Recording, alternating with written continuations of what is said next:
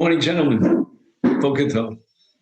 We're going to continue now with these categories of cases of a pledge that's ambiguous in a menachos, and how do we deal with all these sfeikos? Now, if you happen to have the hakadama of the Mesifta to menachos, and again, we can talk about how to get that to you. We're up to the left column of page Gimel, a paragraph that begins Hamincha Nifselas. And just to reiterate, so we have a smooth takeoff here, what we said at the end of yesterday's discussion is that not only does the Torah prohibit us from adding shemen or levona to what's called a minchas soles, and the Torah proscribes that in the pasuk v'nasim v'shemen or levona loke, that he gets malchus lo yosim aleha shemen v'lo yitein aleha levona, but nevertheless there's an additional chiddush here that's sort of below the surface, and that is that adding shemen or adding levona will disqualify the mincha. So in addition to getting malchus for violating a lav, you disqualify the mincha. But what's the deal with this disqualification? Ha-mincha nifselos b'nesina shemen. He adds shemen to a mincha solis, and now the mincha is psul. The reason for that is because of a concept called blila. Blila means that the shemen gets absolutely mixed in with the solis, with the flour, and it's indistinguishable. But what about levona? Now, I understand that if you add levona, which are more thick pieces of spices, I understand very well that you passel the mincha. I'm sorry, that you get malchus for violating the lav of lo yosim, lo yitein oleh levona. But in this case, as far as the status of the mincha and whether it's psul or not, we have a possibility of maintaining ein blila, meaning you can actually separate the levona from the solis. Again, it might be tedious work, but you pluck out the seeds of, I think it's called in English, frankincense or whatever it is. If anybody has any frankincense, please bring it in. I know Zoom is not going to be good enough. You have to bring it in here. And I'd like to see what it looks like. In any event, levona, you can just simply remove the levona from the solis. And therefore, yeshlo takana, you can save or salvage the mincha. In other words, the mincha itself has not been essentially changed in an irrevocable way. Sheilaktenu, he'll do a likut. Lilakate means to pick out. So it's only a temporary kind of psul. If he would bring the minchas solis together with the levona, then it certainly would be possible. However, that psul is not irrevocable and irreversible. He can simply remove the levona. It's not like shemen. You can't remove the shemen. It's a liquidy substance that gets mixed up totally with the solis. But in the case of levona, you can be machshir. However, what happens if he takes the levona and he crushes it, which is called in the Lashon of the Gemara all over Masechta Shabbos, shchikas samamonin. Shchika, with the anvil, you bang down the spice. One of the 13 spices is lamona and the ketores. And now when you mix that into the solis, it becomes totally unrecognizable. And we have now blila. So in such a case, if nasan oleha on the solis, levona shchuka, she efshal lelakta, harehi psula misaf. Now, I was trying to figure out that extra word. We have a principle called amosif gorea, don't add. He adds the word misafik. Ostensibly, I would say that there's no difference here between levona and shemen, and to the same extent that shemen passes up the mincha solis, so too, levona should passel up the minchas solis if you cannot remove it. and we'll apply the principle of yesh blila. There's a blila situation, which means that the two substances become one entity. So why does he add the word misafek? So I believe that what he means here, again, I cannot explain it biologically in physics, but I can explain it in the following way. There's a fundamental difference between adding the shemen to the soles and adding the levona to the shemen. In the case of the shemen, there's a natural mixing element here when you mix shemen with soles. Many of the cakes and stuff that we buy, if you read the ingredients, you'll see that there's oil in the ingredients. Things that are made with the 5 grains. I can't think of anything to show you. I should have, brought in one of those packages with the ingredients. But you'll very often see shemen. The shemen is like a natural combination with the soles, and therefore becomes one entity. And soles, a minchas soles, together with shemen, is psula. In the case of levona, we have more of a problem of orchestration, meaning I can't separate the levona if it was shchuka because of the problem that it's mixed together with the levona, or together with the soles. I can spend the rest of my life trying to pick out the very tiny grains of levona, and I'll probably never succeed exactly in getting rid of them, but it still remains a mixture. And if it remains a mixture, then we get into the laws of spekos, of what's called tarovis. When I have a tarovis of 2 different substances, and at any moment, at any point, if I separate a little piece from that whole mixture, I don't know what's in that piece. That's going to apply to the case of a levona shchuka in a minchas soles. I'll never know exactly. And even if there is some levona there, maybe it's a very it's a minority, and it's batal barov, and so forth and so on. So that blila in the case of levona shchuka is really a technical issue. It's not that the levona is a natural combination with the soles. Who puts levona into soles? I defy you to show me one package where the ingredient says soles and levona. It's not done. Levona becomes a foreign substance as far as soles is concerned.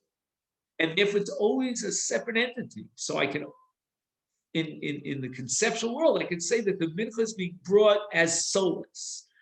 And the admixture here of levona is just an unfortunate accompaniment, like the Gemara says about Lot. As long as he stuck around Avram, he couldn't hear the word or the voice of God. So unfortunately, the levona is giving me problems. It sticks here to the soles as a tag on.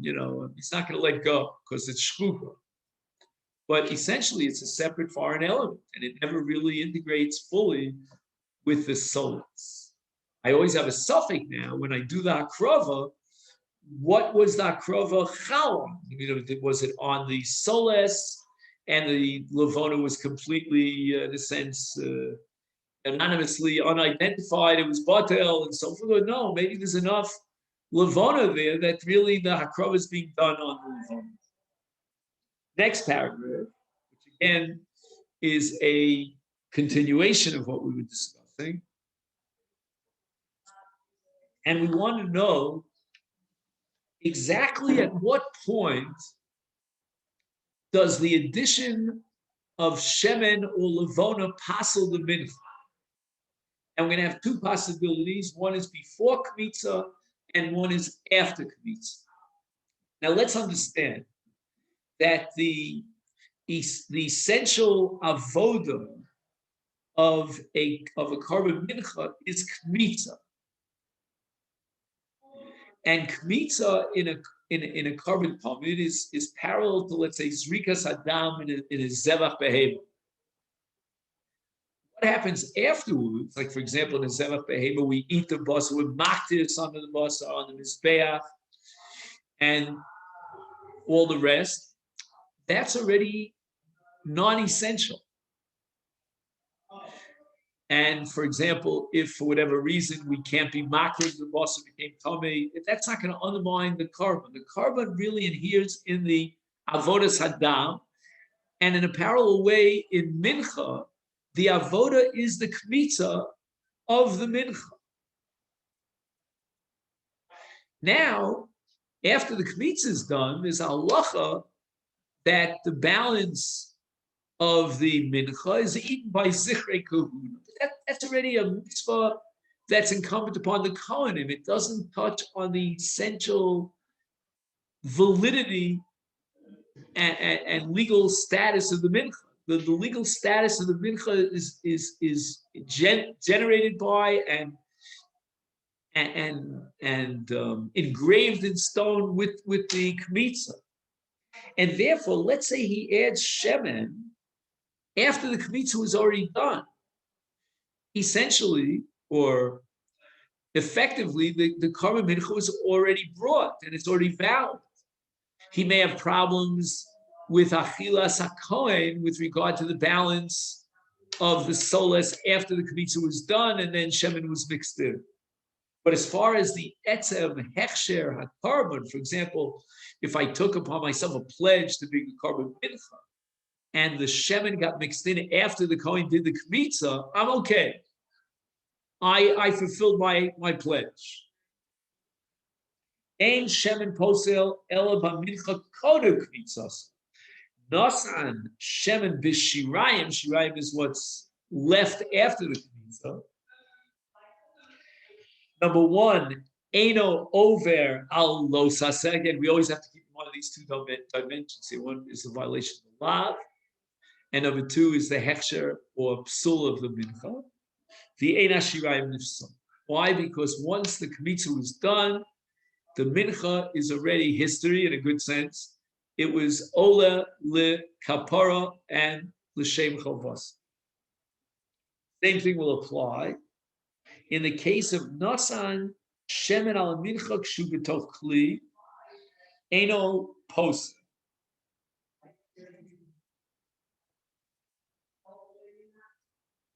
Now you remember that we discussed that a mincha has to be placed into a kli. We even discussed, if you recall, how many esronim could fit into one kli, and we maxed that at 60 esronim. The kli itself, apparently, is makadish the mincha. The kli is a kli sharis. Anything that goes into the kli sharis for the purpose of avoda becomes sanctified. Once that kiddush is chal, because the solus was already placed in a kli sharis, then adding shemen into that kli is not a posel. Now we get to the next question. When we say that the mincha before kmitza, if he adds shemen, it passes the mincha, how much shemen does he have to add?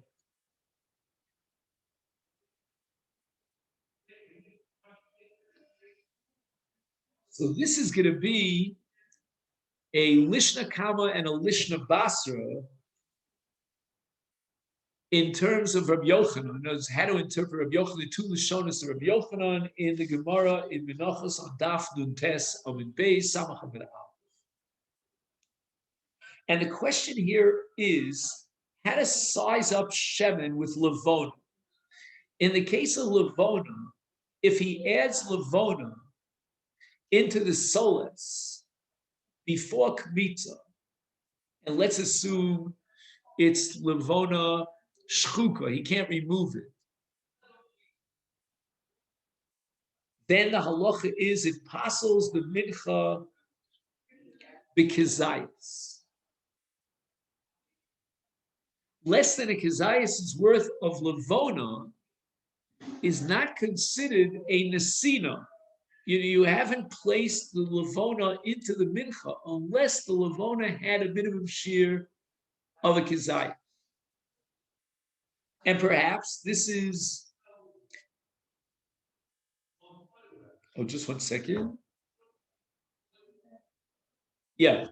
And perhaps this is reflective of what we discussed before, that the Levona is a separate entity, it's a foreign entity that doesn't belong to the Mincha, even in terms of the physics of it.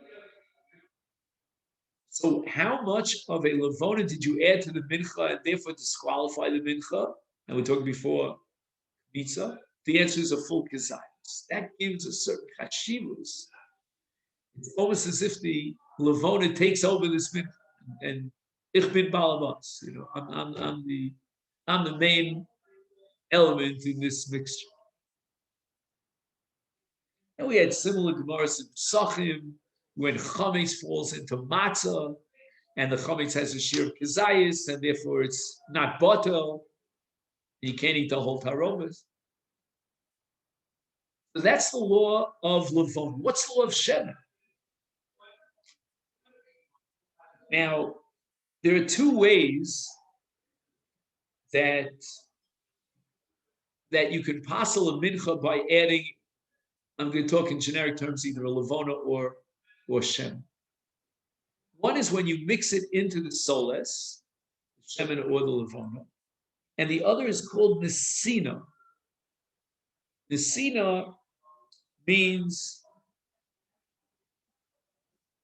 you place the shemen or the levona on a particular part of the soles. Now, that means that the part that came in contact, the part of the soles that came in contact with the shemen or the levona becomes infected, so to speak. It becomes psula.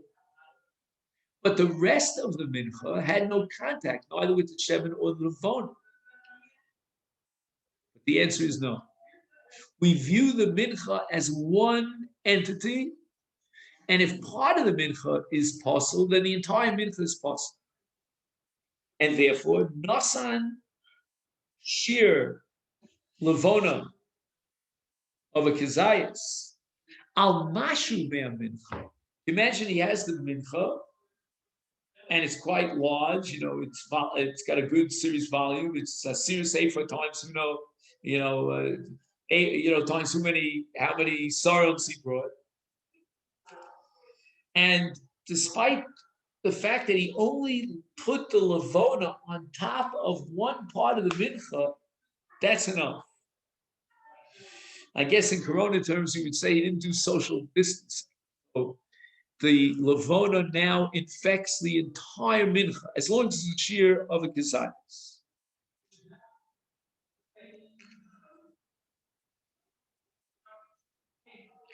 But as far as shemen is concerned, that he added to the soles, shnei lishonos hein b'gemara. There's a machlokas between two traditions. B'shir Hashemen aposel b'minchas chog l'fi lishna basar kama shitas Rabbi Yochanan who posel af b'kolshim. Since we've determined that in the case of shemen, the shemen now integrates into the very fabric and the very essence of the soles. Therefore, it's irrelevant how much shemen was added to the soles. But to Lishna Basra is stopping Rabbi Yochanan in postal shemen culture, Odafka b'kizayis. The Eina shemen postal sheyidu al hakizayis me'amin.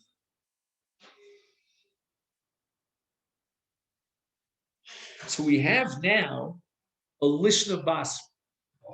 The Lishna Basra is pushing for a certain equation between Levona and Shemen in terms of the Psul of a Mincha. To the same extent that in the case of Levona, we said you need a minimum shear of a Kazayas to be added to this Levona and Pasel. It's so too, according to the Lishna Basra of Rabbi Yochanan. In the case of Shemen, you have to add a Kazayas' worth of Shemen to the soles in order to pass. However, the Lishna Kama maintains that there's a fundamental difference between the psul of Levona and the psul of Shemen. In the case of the psul of Levona, we said you require a kazais. In the case of psul Shemen, even a mashu, any minimum volume of an admixture of Shemen into the soles will passel the mincha. And perhaps, again, the answer is because as opposed to Levona, where the Levona and the soles remain two separate entities. So in order for the Levona to take over this mincha, it has to have a certain significance to it. And that is the kizayis of Levona. In the case of Shemen, the Shemen immediately penetrates and attaches itself to the entire soles, no matter how little of amount of Shemen he puts in. It's no longer a mincha with some sort of addition of Shemen. It's a different kind of mincha. It's a mincha with Shemen. That's enough to pass the mincha. So again, let's try to keep this in mind going forward. That according to the first Lishna in Rabbi Yochanan, there's a fundamental difference excuse me, between Levona and Shemen added to the mincha. Whereas in the case of Shemen, it's got to be a minimum of what? A Kizayis Shemen. In the case of, of a Kizayis Levona, in the case of Shemen, even a Kolshu will passel the Shemen. Now, since the second Lishna maintains an equation between Shemen and Levona, and just like Levona requires a minimum of a kazayis to passel the mincha, so too Shemen has to be a kazayis of Shemen. What happens if the kazayis of Shemen was placed on one part of the mincha? We discussed this in the case of Levona, and we came to the conclusion that with regard to Levona, even if he places the shear of a kazayis of Levona on a mashu of the mincha, it passels it. But in contrast, in the case of Shemen, the Torah requires, according to the second Mishnah, a kazayis, not only in terms of how much Shemen was added to the mincha, but also in terms of how much of the mincha itself was infected by the Shemen. We're going to require now that at least the kazayis' worth of the mincha received, if I could use that term, a kazayis worth of Shemen. So whereas, again, in the case of Levona, even if it was a mashu of the solace of the mincha that received, so to speak, the kazayis Shemen, the kazayis Levona, that's enough to pass. But in the case of Shemen, the shear of kazayis, according to the second Mishnah, is a twofold halacha. Number one, in terms of how much Shemen he adds to the mincha in order to pass it, it's got to be a minimum of kazayis. But there's another halacha of the shear kazayis in terms of how much of the mincha receives the Shemen.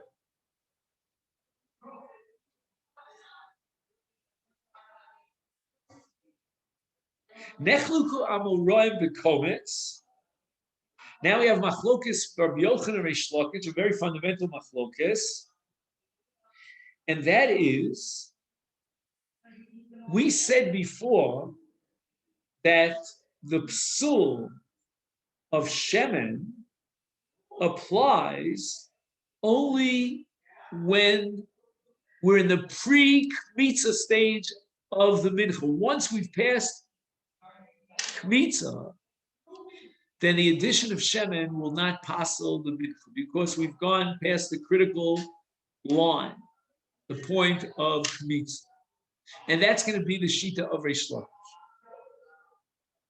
Rabbi Yochanan says Shemen posel gam bekomets. He's already done the kmitza, and then he added shemen into the komets of solas, which has to be burnt on the mizbeach. But we have to burn on the mizbeach the solas, pure solas, without any shemen. Now we have shemen mixed into the solas. And I would suggest the following possible explanation of Rabbi Yochanan. Rabbi Yochanan might be holding that there are two parts to the avodas hakomets, and this would put mincha in a separate category that does not parallel avodas hazvach, and that is that the avodah of komets has two stages or two parts to it. Number one is the actual kmitza, and number two, taking that kmitza and burning it on the mizbeach. You see, in the case of the zevach behema, you've got the dam, and there's no aktorah of the dam. There's just zrika of the dam. Like, for example, in a chatas, you have shtayim shein arba, right? So, the zrika of the dam is that it falls, it rolls down two sides of the kira mizbeach, and then you have aktorah.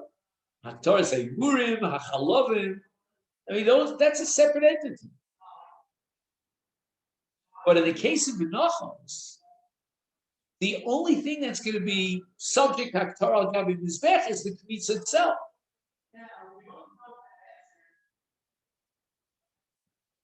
So again, in Zevach you have Dam, and you have Haktar Sabos. We call a Murim.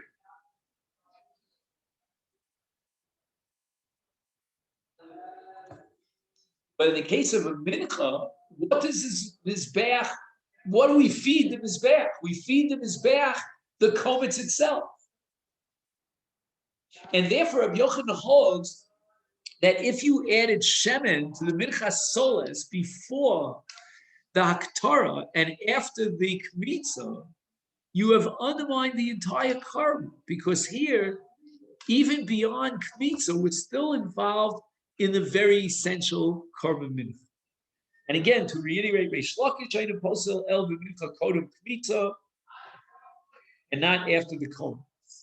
The Af Mitzvah He L'Shafshefo Kodem Aktoroso V'Shiarei Lug Shemen Shel Mincha Acher.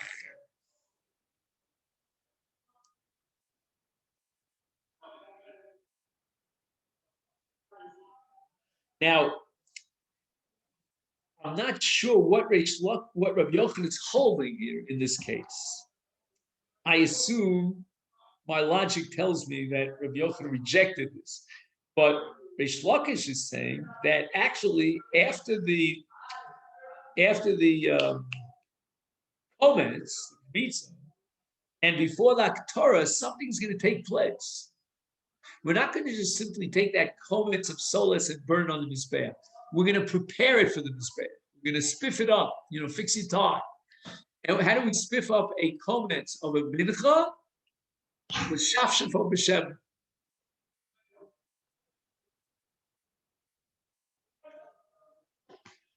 And then we're back to the comments on the Mizbeach. Again, exactly where we get the Shemen from, it's got to be Shiori Lug of a different Mincha. Again, that's a different kind of story.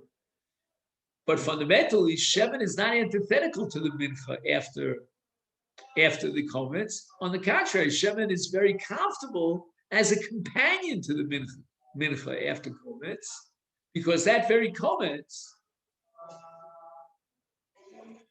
is going to be spruced up with Shemen before we're makdir on the Mizbeach. So Shemen is not a foreign element after Aktar.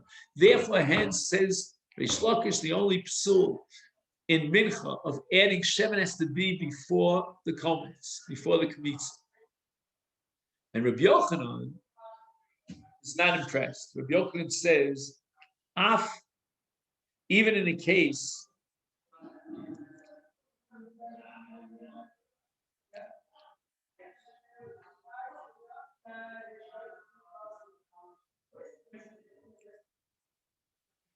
case where the Shemen was added after the comments, it's possible. No, the shirayim cannot become possible once there was a kometz, but the kometz itself could possible in mincha because the kometz needs haktorah. So Ishlokit says, don't tell me he added shemen after the kometz, and that's going to possible because Adarabu, that's exactly the mitzvah of haktorah.